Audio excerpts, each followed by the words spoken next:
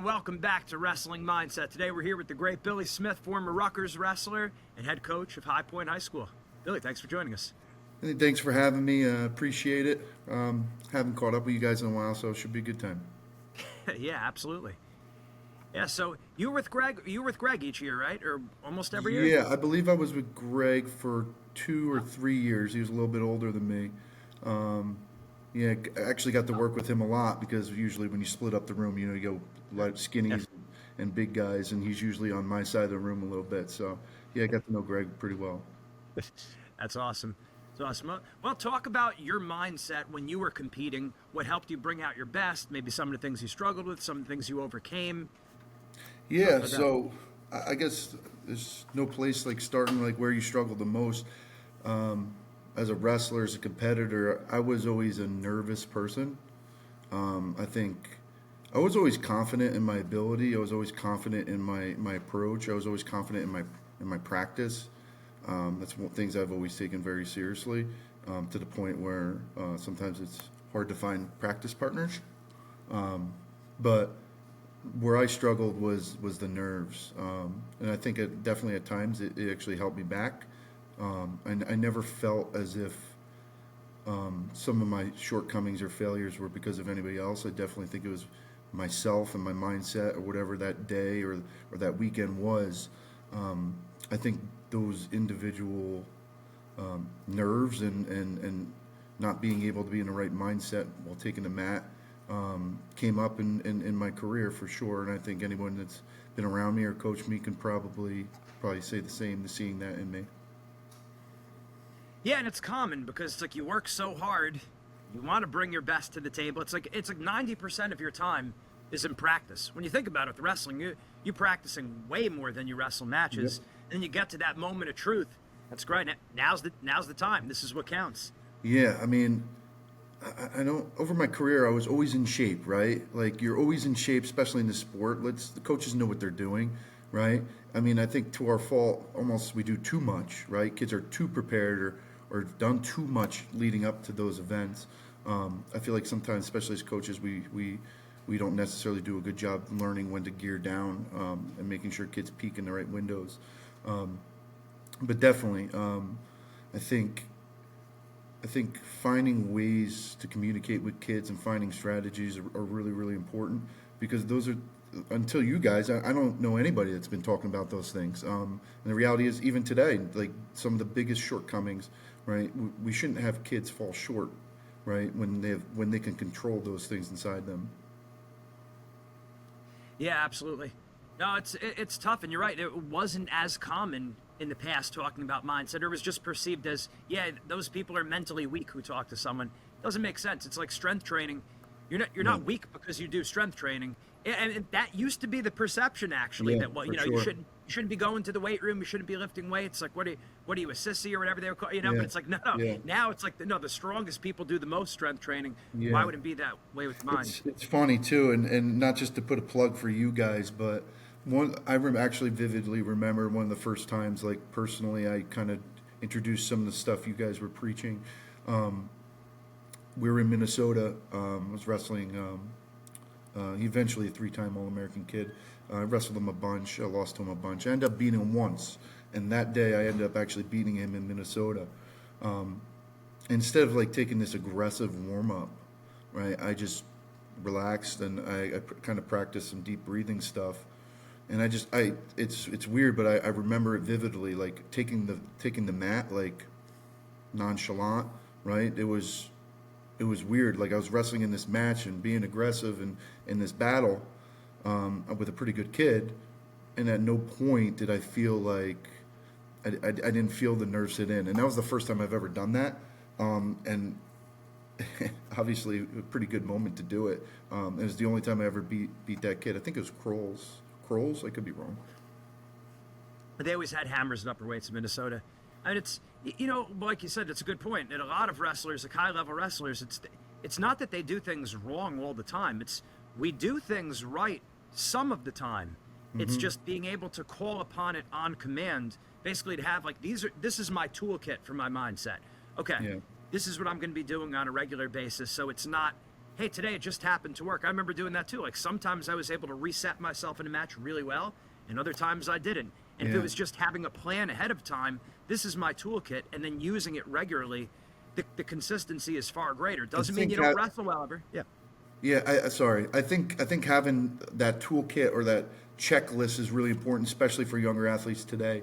I mean, even take the athletics out of it. Like our kids, what I see in school, what I see, like kids need guidance. They need structure, right? And they don't until they learn how to do it. They need to be guided, right? And until they're able to replicate that process, right? Having that game plan of check 1, check 2, check 3, and being able to go through that, right, is really assuring, and it creates good habits.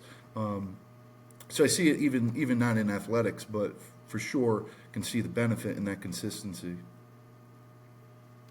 Yeah, no, it's big. Like I said, taking those deep breaths. It's we can't always control how we're feeling, and even our thoughts. It's hard to like actually take control of your thoughts, but we can control our breath because it's something physical. And when a lot of times you put that oxygen on the blood, your mind starts naturally quieting down, and you just feel much more like, okay, I'm right here, I'm good. You feel more control. Rather getting, we get those jitters before the match. How do we take control of that? You take control of your breath. I absolutely agree. I mean, like I was definitely more of a cerebral person, and especially in sports, and I think to my detriment, I would overthink everything. I mean, even to this day, I'm thinking about things that some people don't even think about, and maybe stuff that doesn't even matter, and thinking ahead could get you in some bad places, especially as an athlete. And I was very guilty of that. Very guilty. Well, it's the golden mean, right? Like you want to be just right. You don't want to be too much. Like sometimes we're too cerebral, and then there's guys on the other end, like maybe myself and my brother Greg, where we weren't as cerebral. It was just grind. Yeah, yep. We got to take a page from the cerebral guy. Hey, slow it down a little bit. Think about what you're doing. I interviewed Kendall Cross yesterday, and he was talking about being more cerebral versus maybe like a Brands who's a go. Yeah. You need both. The two wings that make the bird fly.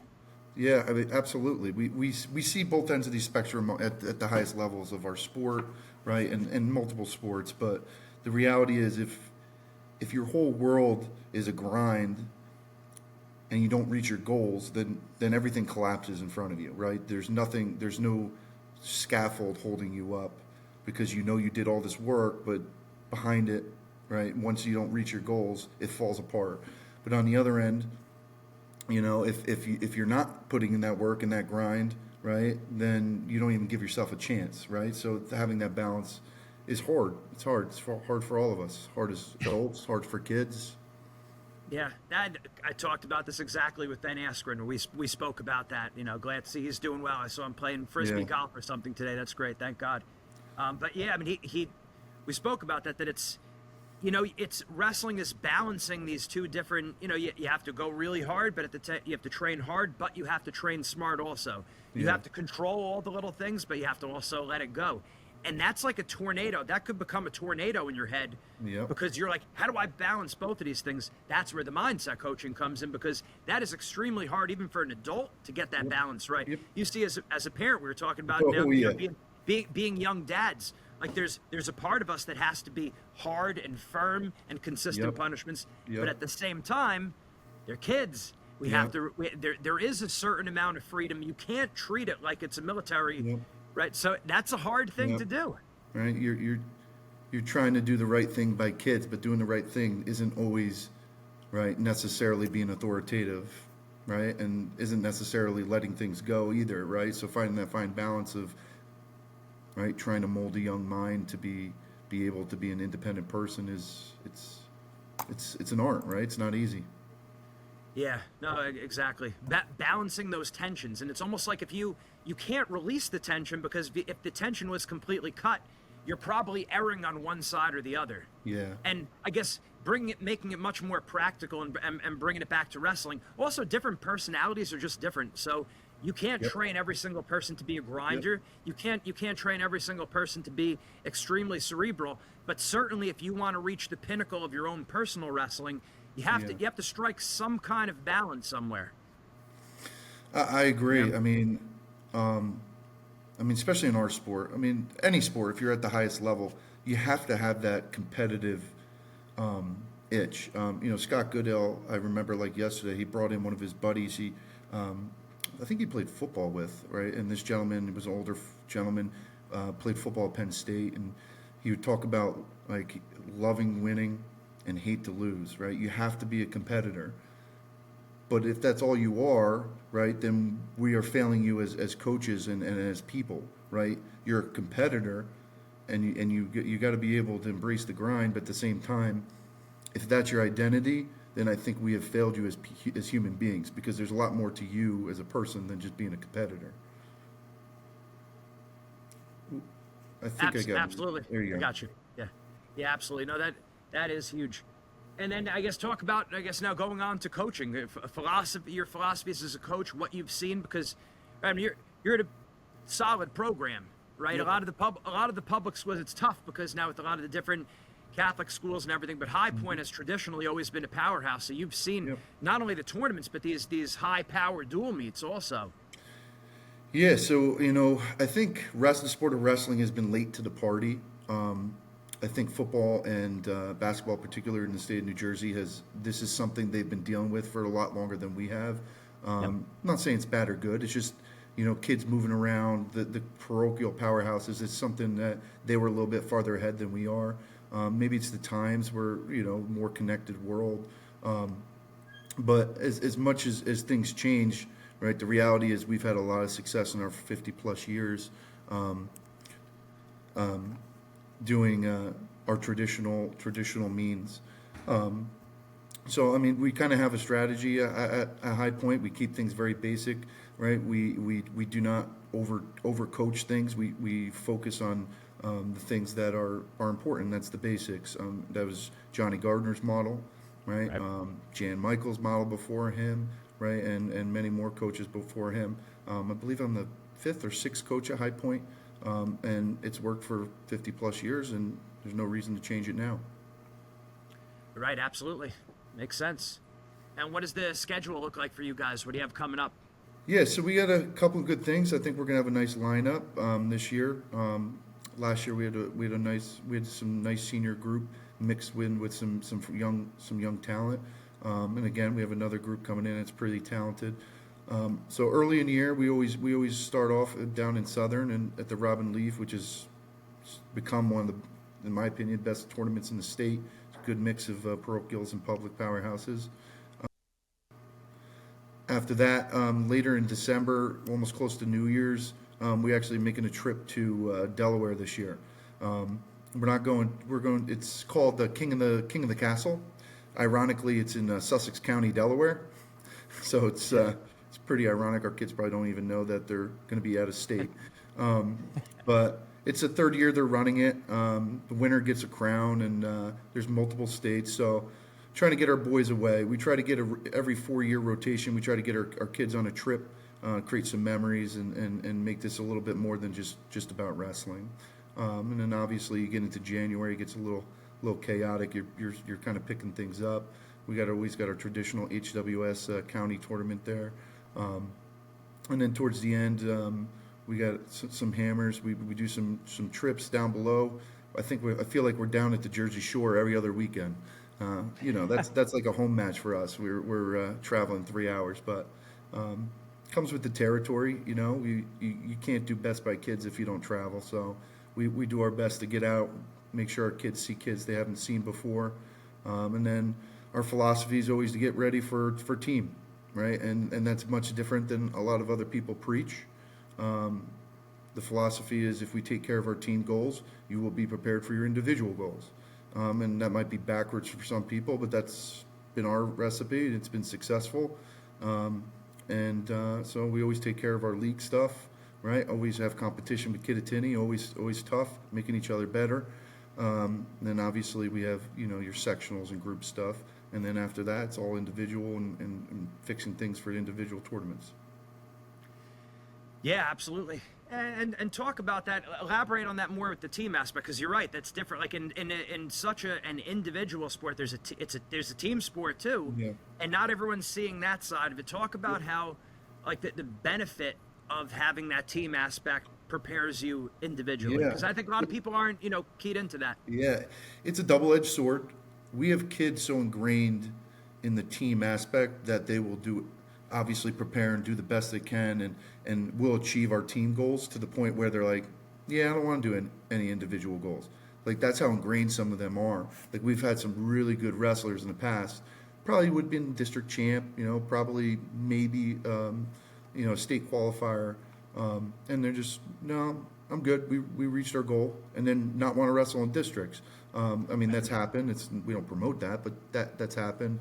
The reality is, right? We live in a time period where I feel like people need to hear the importance of team, right? We talk about growing our sport, right? But growing your sport doesn't mean growing yourself and your achievements, right? Being a part of something bigger than yourself, right? That is exciting. If you've ever been to the team states down now at Rutgers, but before the Ritaco Center there, right? The exciting matches, right, for the most part, right, are teams that are come together with probably above average wrestlers mixed in with some good wrestlers, right, battling it out, and that's how we grow the sport, right? In my opinion, right? It's not going to these national duels, which are really good, right? And there's a place for them, and they're really good for exposure, right? But that doesn't grow the sport. That grows the sport for the select few and the higher echelon of our wrestling. But the reality is that's not for 90% of our kids, right? Especially public school kids, right? And if we're doing them a service, right? The reality is they're probably not wrestling in college, but with the time we have them as young men,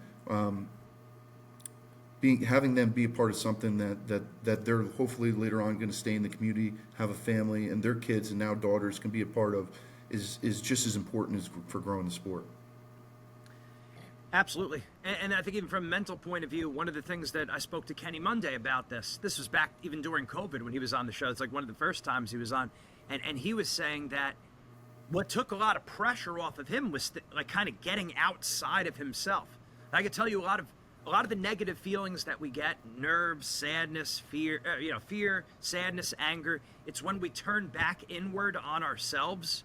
We start kind of like taking it. I'm not saying there's not a time and place for that. When we're thinking too much about ourselves being preoccupied, that's when we start to experience these negative feelings. Whereas when we get outside of ourselves, it's like why in the army you're for your country, right? The armed services, you're thinking about your country. You're able to do these.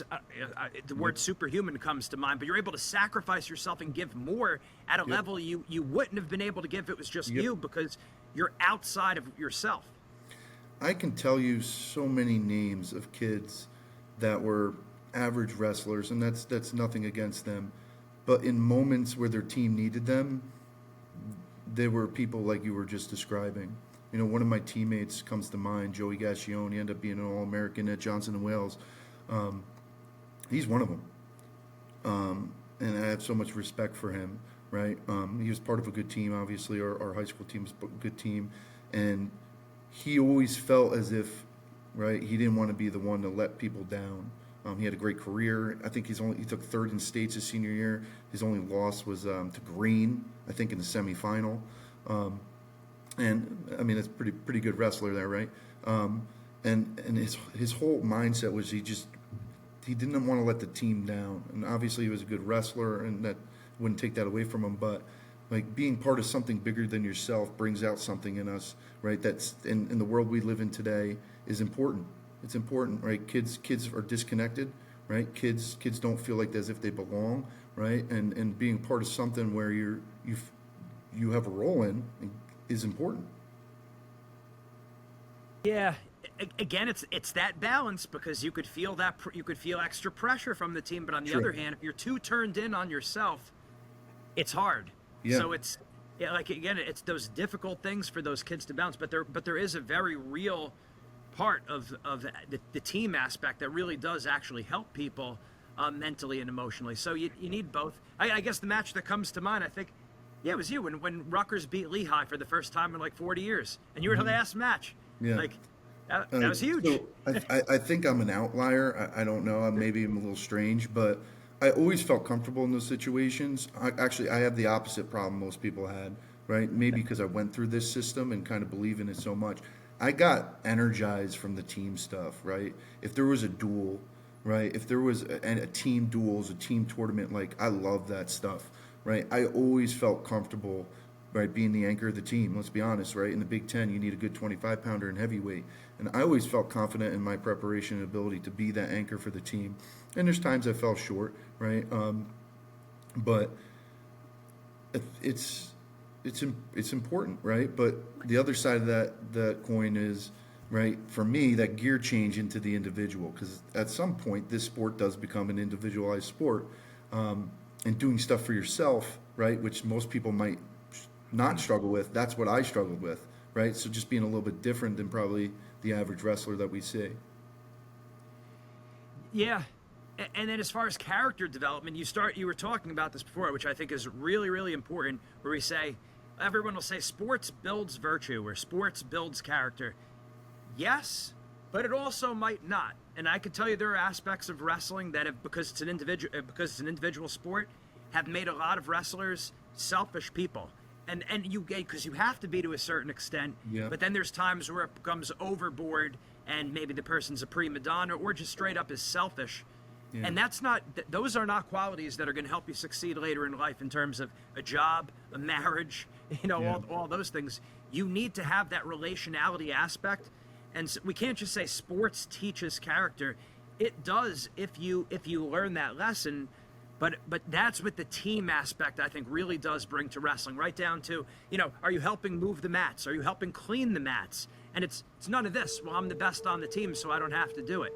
Are you there for your teammates, or are you leaving early once you're done? Like, those are lessons too. Yeah.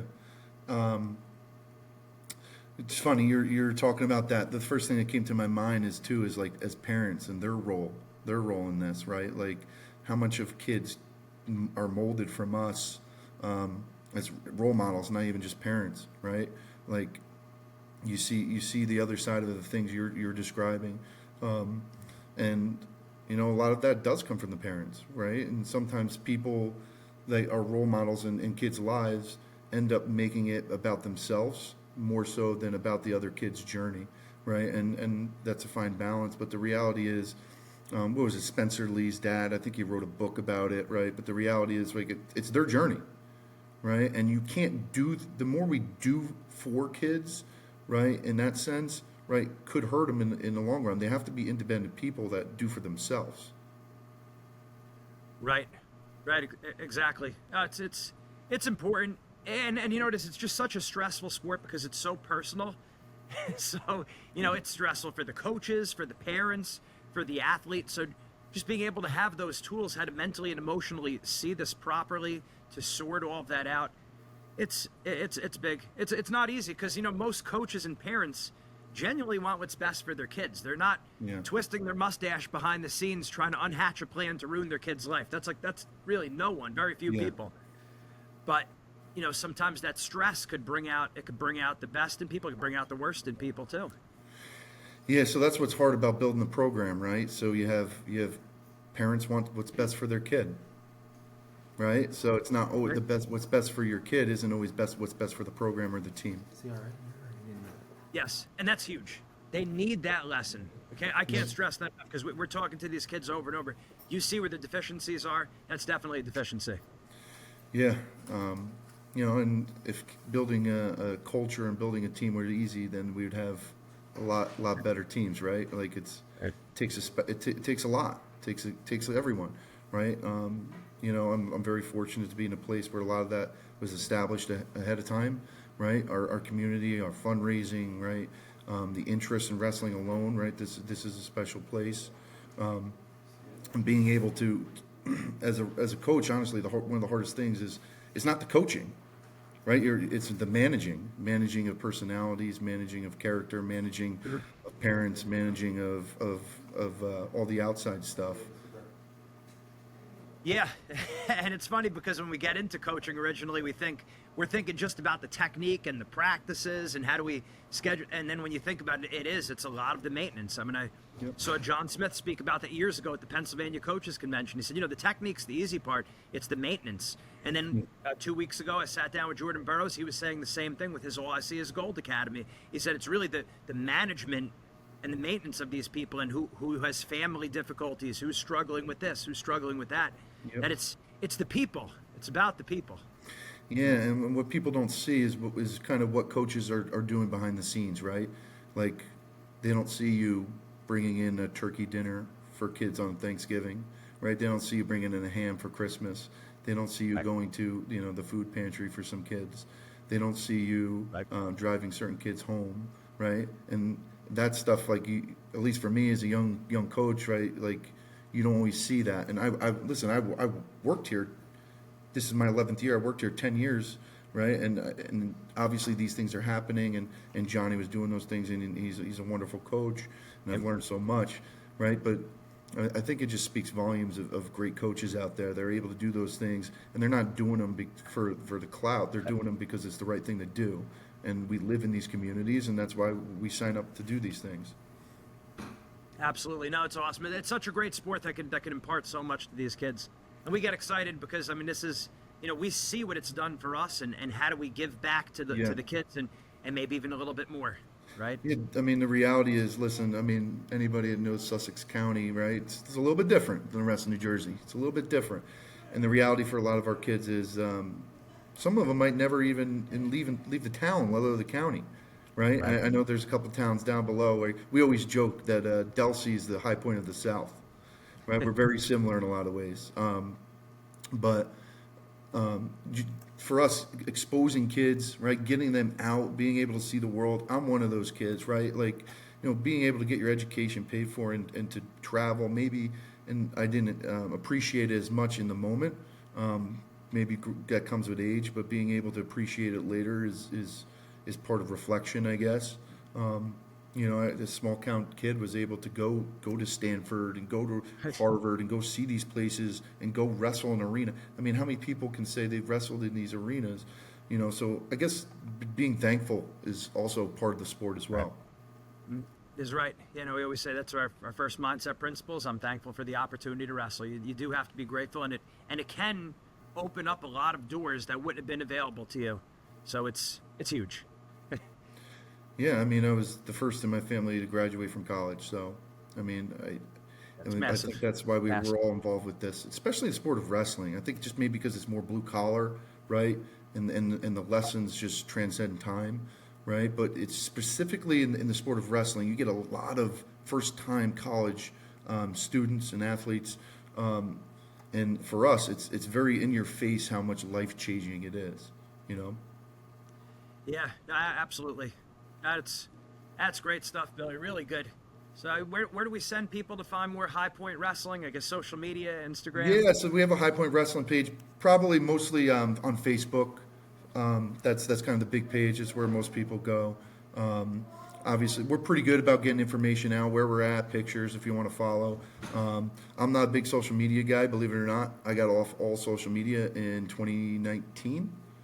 That movie Social Dilemma came out.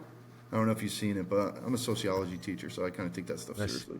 But honestly, it's been one of the best decisions. I don't do social media, right? I don't see the positivity in my life, but obviously we live in a world that needs to spread information, and it's good to be connected. But our Facebook page, you're more than willing to check it out.